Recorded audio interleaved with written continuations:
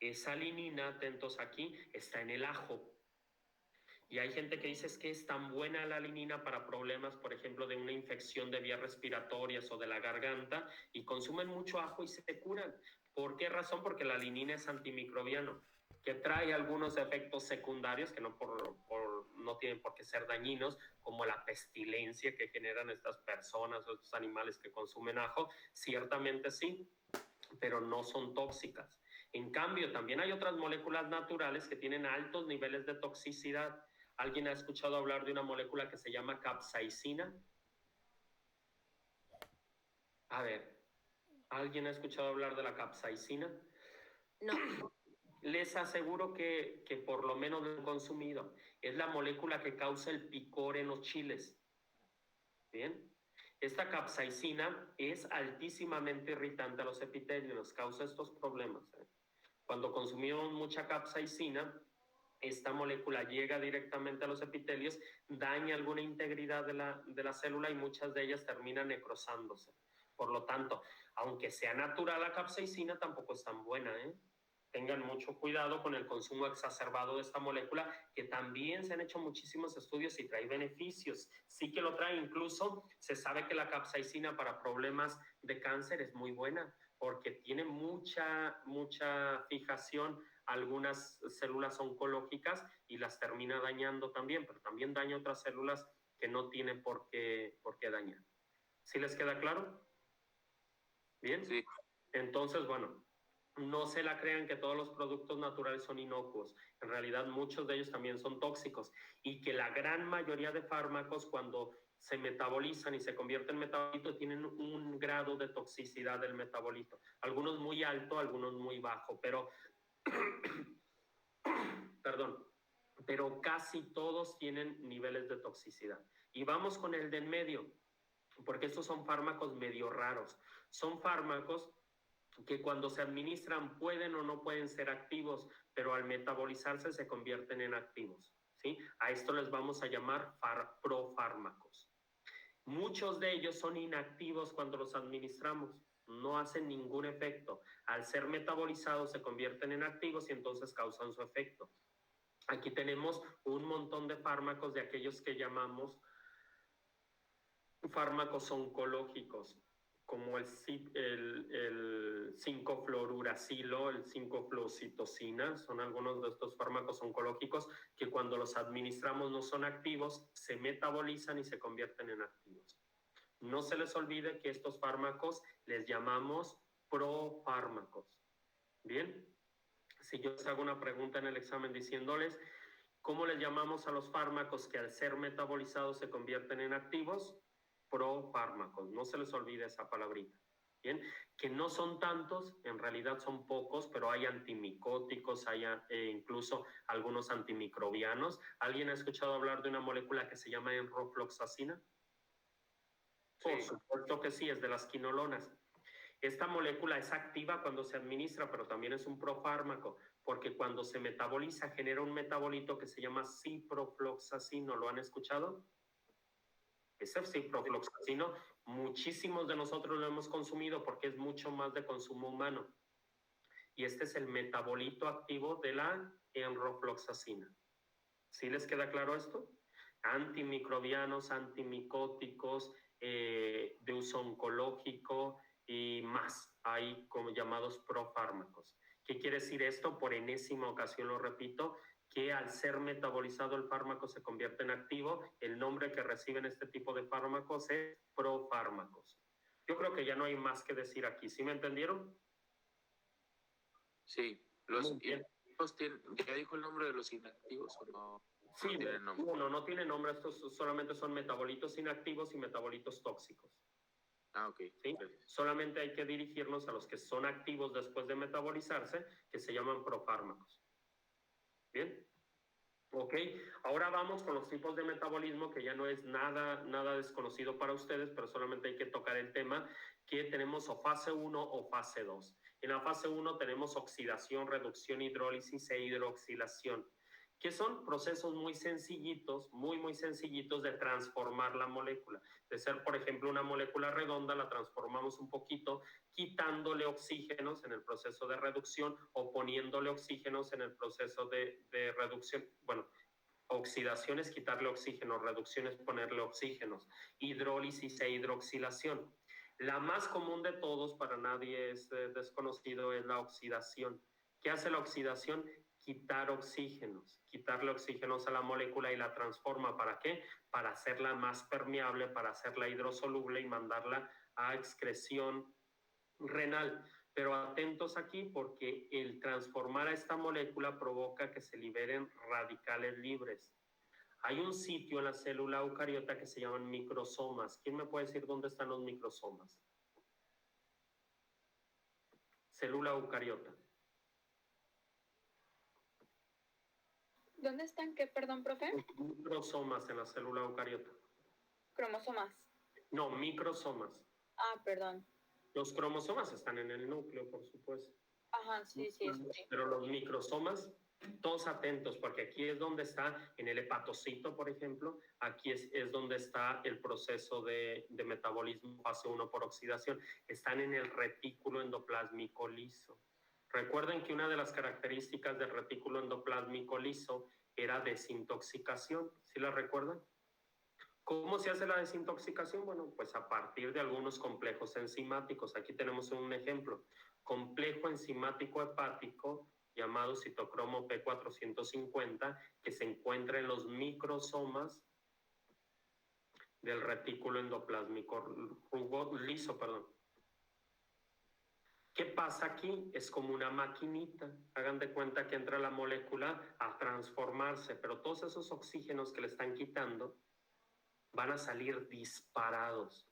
Van a salir disparados como unos verdaderos balines. Está muy cerca del núcleo. Vamos a ponerlo con otro color. Este balín que va a salir de aquí disparado va a poder llegar al núcleo. Y en el núcleo le va a poder pegar a algún gen o a varios genes y esto va a provocar mutaciones. Y al provocar mutaciones, bien puede irse esta célula a la muerte. ¿Quién la va a tener que reemplazar? La célula adyacente. Y ahora me están entendiendo por qué nos volvemos viejos a causa del consumo de fármacos. Sí. Esto en el menor de los casos, pero ¿qué tal y esta célula se tolere como viva y tenga muchas mutaciones? Se puede convertir en una célula cancerígena. ¿Bien? ¿Me están entendiendo? ¿Qué podríamos hacer para minimizar los radicales libres? ¿Qué podríamos consumir? Vuelvo a repetir. Yo sé. Dígame. Antioxidantes. Exactamente. ¿Qué hacen los antioxidantes? Bueno, pues se pegan en algunos organelos de la célula y es como una barrera. Cuando llegan estos radicales libres, los agarra ¿quién? ¿Cómo dijimos que se llamaban estos? El antioxidante. El antioxidante agarra el radical libre y nunca llegó el radical libre a dañar directamente al material genético. ¿Sí les quedó claro? ¿Por qué es tan importante consumir antioxidantes? Entre los antioxidantes más comunes que tenemos son vitaminas y estas vitaminas son muy liposolubles, A, D, E, C. Este tipo de vitaminas tiende a quedarse dentro del citoplasma rodeando los organelos para atrapar radicales libres y estos radicales libres no sean tan dañinos para el organismo. ¿Me están entendiendo? ¿Alguna duda con esto? Y si decimos que el principal proceso de metabolismo es la oxidación, pues aquí tenemos también el principal motivo por la que los metabolitos son tóxicos. ¿Sí? ¿Alguna duda con lo que acabamos de decir? Bueno, y eso es fase 1. La fase 2 ya no es un proceso de recambio de la molécula, de transformación de la molécula. Es simple y sencillamente en la fase 2 un proceso de conjugación. Que esta molécula redondita, bueno, vamos a ponerla con otro color porque se confunde con el azul, que esta molécula redondita no se le pudo hacer absolutamente nada. ¿Por qué? Porque el metabolismo fase 1 no llegó ahí. Ahora lo único que vamos a hacer es conjugarle grupos funcionales, por cierto, casi siempre, o más grandes que ellos, no todos, pero los glucurónidos, por ejemplo, si son más grandes que muchas moléculas, se le pega el grupo funcional y este grupo funcional le da código de salida para que pueda excretarse, ya sea por vía renal, ya sea por vía biliar o por cualquier otra vía. ¿Sí me están entendiendo la fase 2? Sí. ¿Cuáles son los grupos funcionales? Un grupo glucurónido, por ejemplo, y llamamos glucoronidación. Un grupo acetilo y llamamos acetilación. Conjugarlo con glutatión, con glicina, con sulfato, con metilo, y así le vamos cambiando el nombre. ¿Cuáles son los más comunes? Sin duda alguna, la glucoronidación. El siguiente en grado de importancia es la sulfatación. Los siguientes es metilación o acetilación, y conjugación con glicina o con glutatión son raros, pero también existen, ¿eh? Estos son los menos. Les dije, yo creo que cuando dimos la explicación antes nada más habíamos dicho 4, ¿no? Con glicina y con glutatión probablemente, o apenas los habíamos mencionado, no dijimos casi nada de ellos porque no es tan común. ¿Alguna duda con lo que estamos diciendo aquí? ¿Por qué se hace la fase 2? Porque no se pudo hacer la fase 1. Y ahora, si no se puede hacer ni la fase 1 ni la fase 2, ¿qué hay que hacer con la molécula? Se va a excretar sin ser Excretar metabolizado. lo cual, exactamente. Porfa. Gracias. A ver, vuelvo a repetir, si la molécula no se le pudo hacer ni metabolismo fase 1 ni metabolismo fase 2 porque es irreconocible para el organismo, se tiene que excretar tal cual.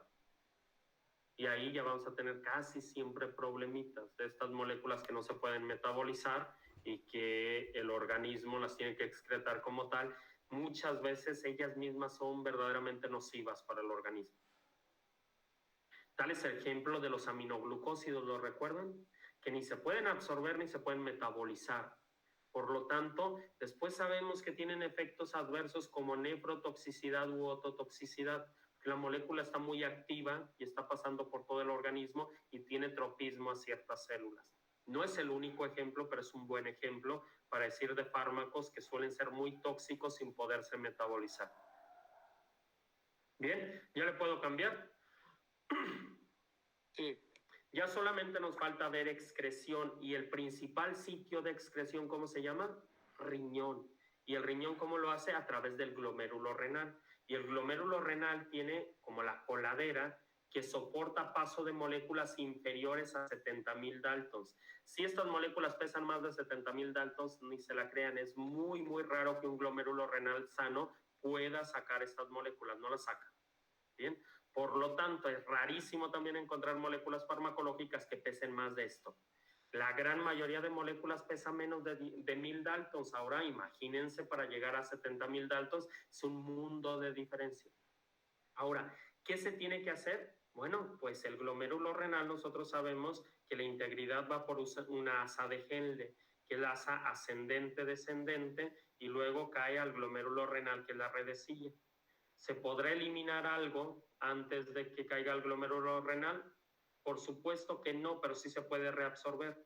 Yo les pregunto, ¿qué pasa por el torrente sanguíneo? Montones de moléculas. Esas moléculas, el asa de Henle tiene que asegurarse, atentos aquí, de que no vayan a llegar al glomérulo renal porque si no se van a ir.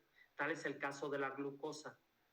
La glucosa es una molécula infinitamente menor, ni siquiera a 100 daltons, por ahí anda, yo no sé, 100, 200 daltons. Ahora imagínense, si no se puede este puntito excretar directamente por el glomérulo renal sin ningún problema.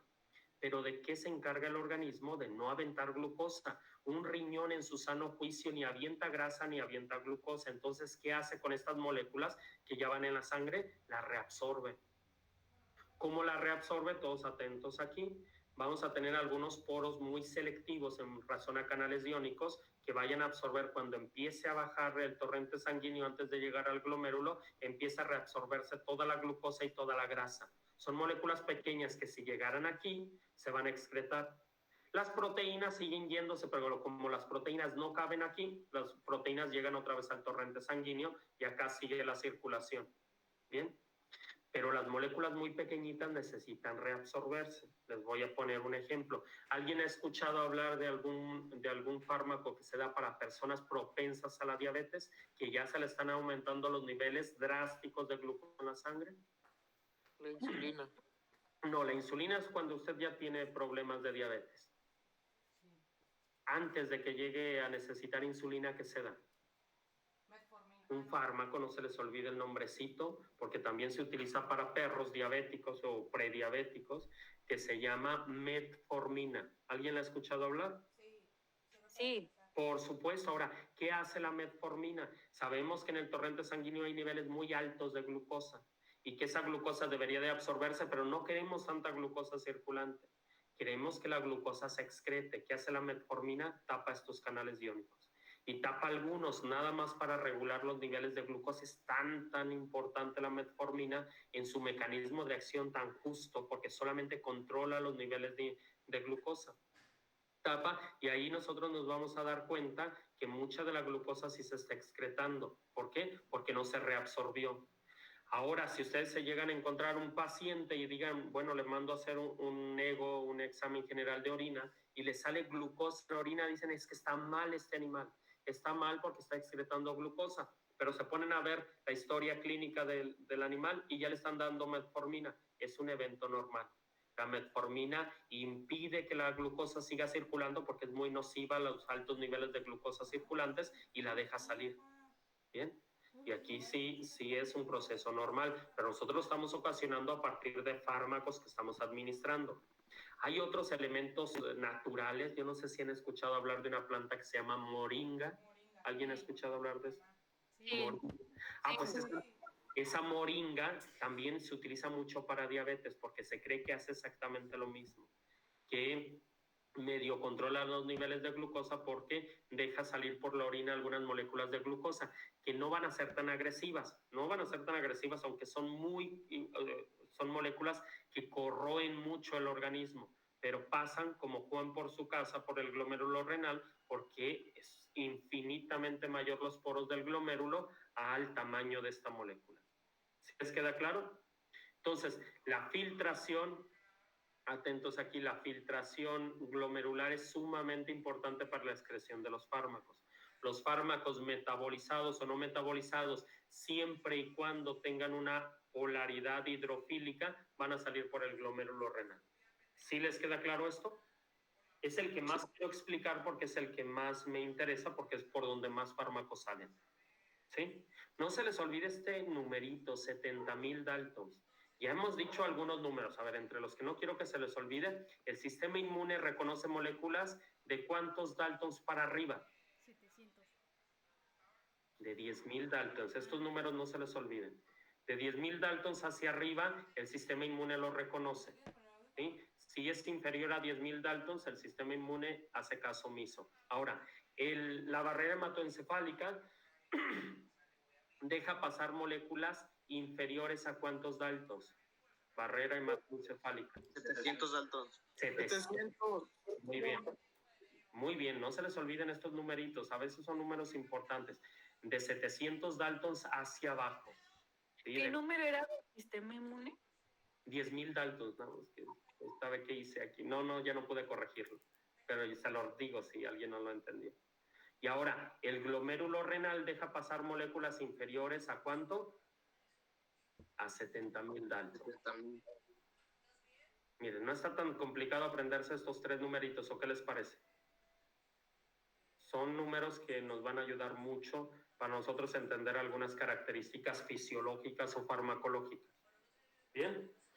Profe, lo que sí está muy mal es cuando ya se empieza a orinar proteína, ¿no? Exactamente, pero hay procesos también normales que podemos orinar proteína. Porque mire, si usted está orinando proteína, todas las proteínas, es rarísimo que una proteína pese menos de 70,000 Daltons, son mayores que eso. Están forzando el glomérulo renal a romperse la redecilla.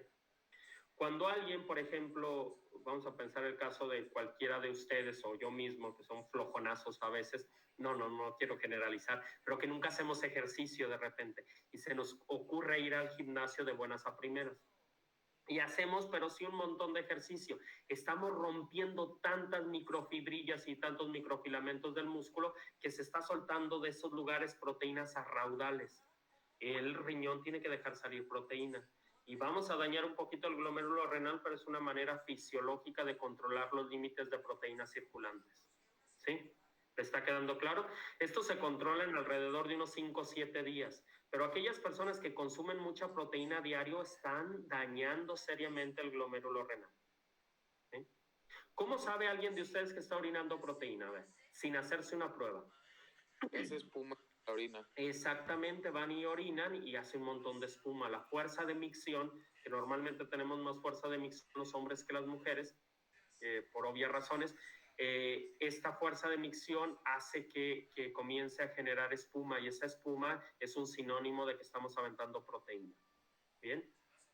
¿Alguna duda con la filtración renal? Vamos aquí. En la filtración renal hay que tener muy en cuenta que también la curva farmacocinética es de repente mucho más alto los niveles que se están excretando a cierto tiempo que a otro tiempo. Aquí los niveles que se van a estar excretando van a ser mínimos. ¿Sí? Solamente como para cuantificar esto. Y ahora, ¿habrá más sitios de salida? Por supuesto que sí. La vía hepatobiliar o la vía enterohepática o la vía de la bilis o la vía de las heces, como quieran llamarle, es el segundo sitio de salida, de los más importantes.